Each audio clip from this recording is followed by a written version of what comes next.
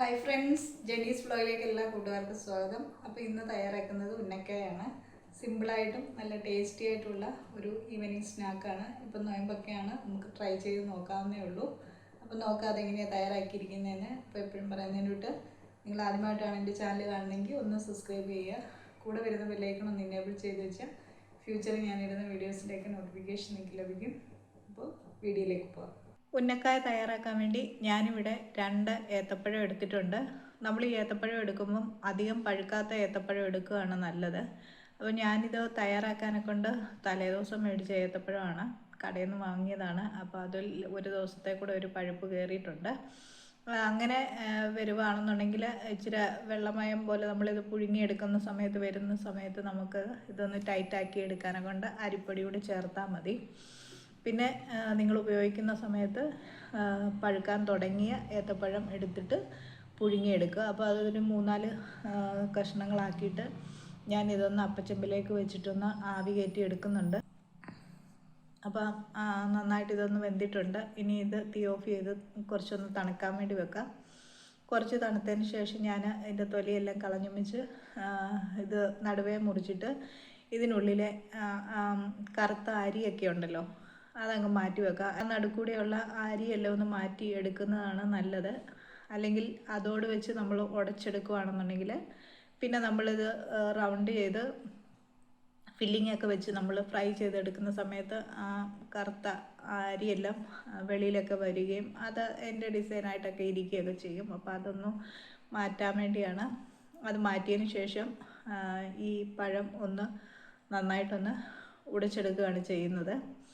നന്നായിട്ട് ഉടച്ചെടുത്തതിന് ശേഷം ഇതൊന്ന് നന്നായിട്ടൊന്ന് കൈവച്ച് തന്നെ ഒന്ന് കുഴച്ചെടുക്കണം. അപ്പോൾ ഇവിടെ ഞാനിത് നന്നായിട്ട് എല്ലാം ഉടച്ചെടുത്തിട്ടുണ്ട്. അപ്പോൾ എനിക്ക് ഒരു ലേശം പഴം നന്നായിട്ട് പഴുത്തത് കൊണ്ട് ഒരു ഇച്ചിരി ലൂസായിട്ട് തോന്നിയുകൊണ്ട് ഞാൻ ലേശം ഒന്ന് അരിപ്പൊടിയുടെ വറുത്ത അരിപ്പൊടിയാണ് ചേർത്തിട്ട് നന്നായിട്ട് ഇതൊന്ന് കുഴച്ച് വെച്ചിട്ടുണ്ട്.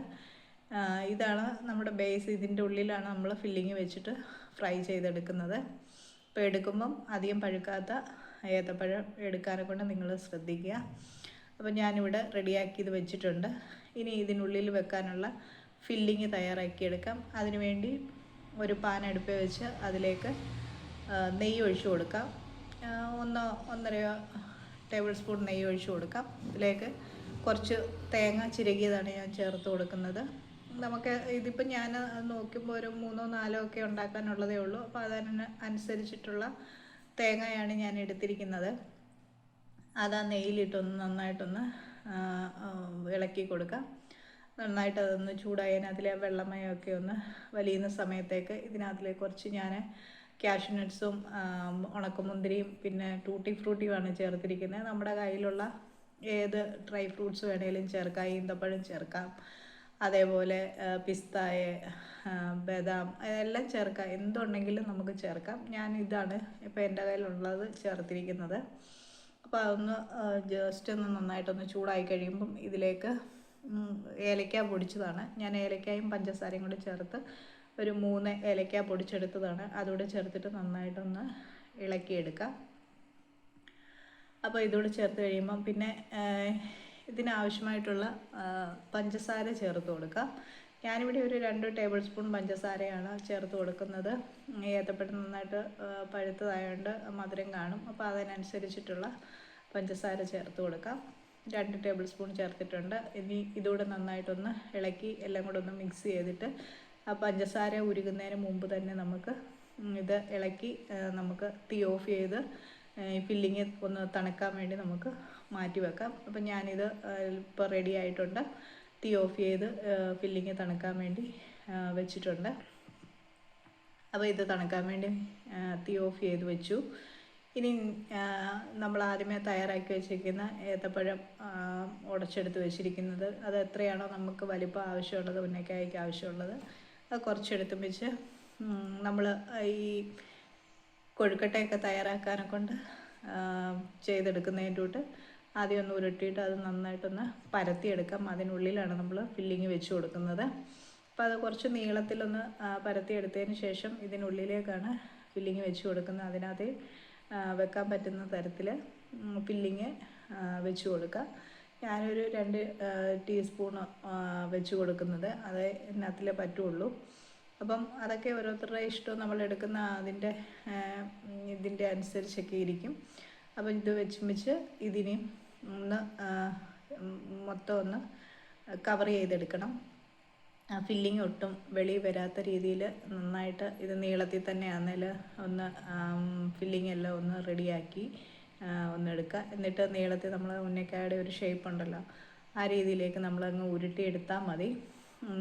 ഇരിക്കുന്ന ഈ സാധനങ്ങൾ മൊത്തം ഇതേപോലെ ഒന്ന് ചെയ്തെടുക്കുക.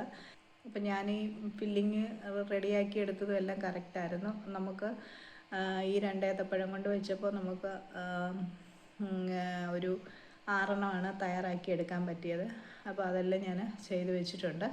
ഇതിനെയും ഒന്ന് കളർ മാറാൻ വേണ്ടി നമുക്കൊന്ന് ഫ്രൈ ചെയ്തെടുക്കണം.